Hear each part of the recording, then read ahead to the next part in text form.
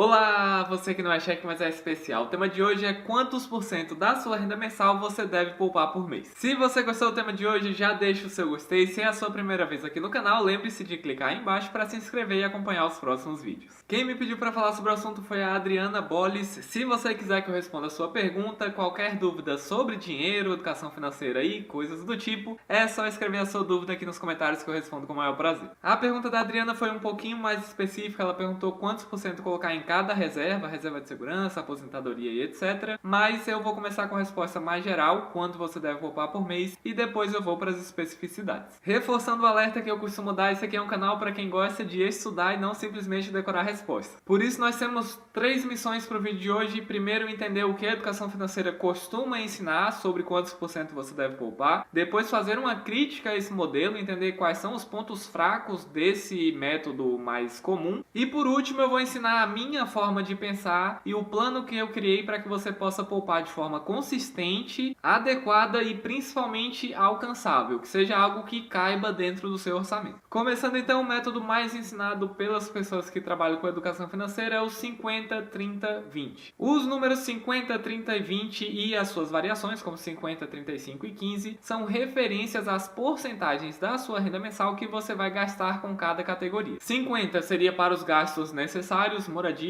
transporte, alimentação e por aí vai. 30% da sua renda seriam gastos com lazer, entretenimento, o seu estilo de vida no geral, vestuário, gastos eventuais, imprevistos e por aí vai. Já os 20% seriam destinados aos seus investimentos. O primeiro problema que eu vejo nesse 50, 30, 20 é que 50% para quem ganha 6 mil reais é completamente diferente, por mais óbvio que isso seja, de 50% para quem ganha um salário mínimo, por exemplo. Na minha opinião, o método 50, 30, 20 não faz muito sentido para pessoas que ganham uma renda mais baixa. Esse método só começa a fazer sentido a partir de um dado nível de renda que não é muito compatível com a realidade da maioria das pessoas. E eu acho engraçado que quando as pessoas falam eu acho que esse método não é muito compatível com a minha renda, sempre tem um comentário assim, corte seus gastos ou ganhe mais. Como se fosse uma coisa... do nada a pessoa vai passar a gastar menos ou ganhar mais. Eu acho que é muito melhor procurar métodos que sejam mais adequados à sua realidade do que tentar se forçar a se adequar a um método que não é compatível tanto com a sua renda e com o que você vive. O segundo problema que eu vejo nesse método é que existe um pequeno juízo de valor aí nesses 50-30 com relação aos gastos essenciais e ao estilo de vida. Venhamos e convenhamos, um orçamento que seja 50-30 ou 30-50, 30 para os gastos essenciais e 50 para o estilo de vida, ambos estão certos, porque ambos ficam dentro da renda. Perceba que vai de cada um fazer um orçamento 50, 30, 20 ou 30, 50, 20, porque ambos fecham 100%, então ficam dentro da possibilidade da renda e, portanto, eu não tenho como dizer que o 50, 30, 20 é melhor do que o 30, 50, 20. Eu poderia falar, então você ajusta de acordo com as suas preferências e aí gasta um pouquinho mais e muda essa relação 50, 30, 20. Só que aí no final das contas o 50, 30, 20, se for ajustando, acaba que perde a referência e acaba não servindo para nada. Você pode até estranhar que eu fale 50% para o lazer e 30% para os gastos essenciais, mas o Gustavo Cerbasi, que é uma das referências da área de finanças pessoais no Brasil, brinca que se a pessoa quiser morar na rua e ter uma Ferrari, a escolha é dela, assim. Cada um tem o seu estilo de vida, cada um faz suas escolhas. Ficando dentro do orçamento, é você quem decide o que você quer fazer com a sua renda. Feita essa crítica ao método tradicional, chegou a hora de eu mostrar qual que é a minha visão e qual que é o meu plano para você. Primeira coisa que você precisa saber é que existem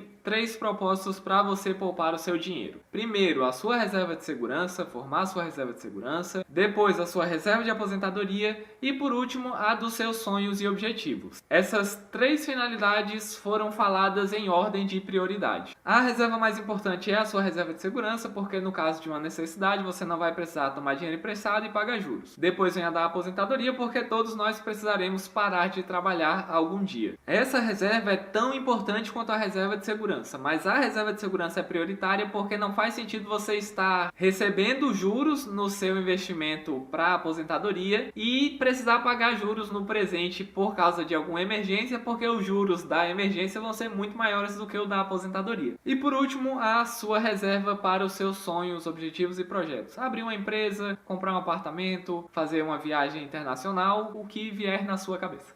O ideal é que você poupe para as 3 reservas simultaneamente, mas como a maioria das pessoas não tem o hábito de poupar, eu preferi criar esse plano que é gradual e que eu vou ensinar daqui a pouco, que vai de reserva em reserva para que você vá se acostumando com o hábito de poupar, vá se acostumando com o hábito de investir, de forma que no médio e longo prazo você vai preencher as 3 reservas. Importante avisar que esse plano que eu vou compartilhar com vocês não serve primeiro para quem tem dívidas, porque quem tem dívidas precisa usar o dinheiro para pagar as dívidas, não para investir. Esse plano também não serve para quem já poupa, porque é um plano bem gradual, então se você já desenvolveu o hábito de poupar, você não precisa fazer de forma tão gradual. E também para quem tem uma capacidade de poupança grande, às vezes eu atendo umas pessoas que conseguem poupar mais de R$1.000. Então se esse é o seu caso, esse plano não foi pensado para você, porque, mais uma vez eu falo, ele é bem gradual, então ele pega só uma pequena parte da sua renda. Vamos então agora entender qual que é o plano de poupança mensal. Eu entendo que é muito melhor a pessoa poupar 10% a vida inteira do que poupar 20% e 30% em 3 meses, depois desistir e nunca mais poupar. O primeiro passo é poupar 10% da sua renda mensal. 10% eu acho que é uma porcentagem que já fica mais acessível para todas as faixas de renda. E o que você vai fazer com esses 10%? Você vai investir para formar a sua reserva de segurança. O normal é recomendar poupar 10% dos gastos para a reserva de segurança. Mas para facilitar a matemática financeira do plano e para que você não se perca em complicações percentuais, vamos estabelecer que é 10% da sua renda. Se você poupar 10% da sua renda, em 2 anos e meio você terá o equivalente a 3 meses de salários acumulados. Isso sem considerar a rentabilidade, que eu também não considerei, também para facilitar a matemática financeira e que você não se perca nesses percentuais. É fundamental que esses 10% você poupe assim que você receber o dinheiro, em vez de esperar sobrar, porque se esperar sobrar não vai sobrar nunca. Assim que você recebe o dinheiro, você já poupa os 10% e já investe. Perceba, como eu falei, que esse é um plano para o médio e longo prazo. Você pode até achar que 2 anos e meio é muito, mas lembre que para a pessoa se formar, por exemplo, ela passa 5 anos estudando. Então a vida não funciona em meses, funciona em anos. Após 2 anos e meio, você vai ter os 3 meses de salários acumulados e já vai ter se habituado a poupar uma parte da sua renda. Então o que você vai fazer a partir daí? Além dos 10%, você vai poupar a porcentagem necessária para a sua aposentadoria, conforme eu ensinei no vídeo específico disso, tá aparecendo aqui em cima da minha cabeça. Passado mais um ano, ou seja, 2 anos e meio para a formação só da reserva de segurança, mais um ano de reserva de segurança e aposentadoria, aí você já pegou gosto da coisa, já se acostumou a poupar, e aí você vai inserir essa terceira reserva, que é a reserva de sonhos e objetivos. Nesse caso, eu não tenho como te dizer qual percentual da sua renda você vai poupar, porque cada um tem um sonho e objetivo diferente, com um custo diferente, consequentemente. Mas a essa altura do campeonato, sua educação financeira já vai estar bem desenvolvida, eu espero.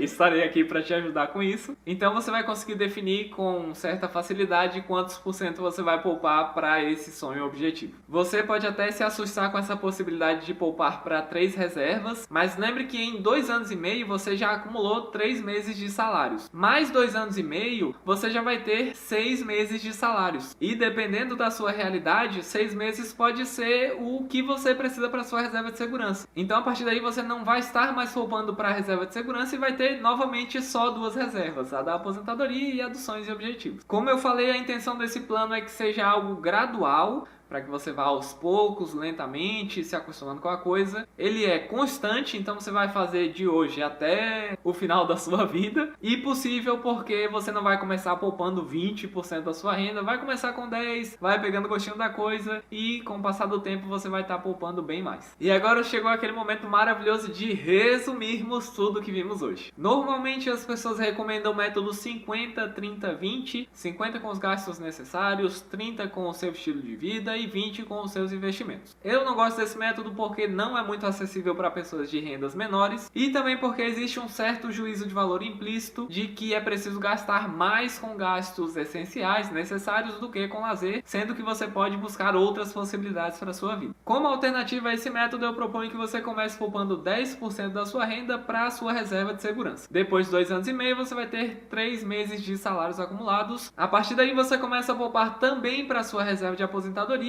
Passado mais um ano, você poupa também para a sua reserva de sonhos e objetivos. E é só isso, mais fácil que andar para frente. Agradecer imensamente a presença super especial da minha noiva amada, que me ajudou a gravar esse vídeo, porque sabe que eu estou Muito nervoso.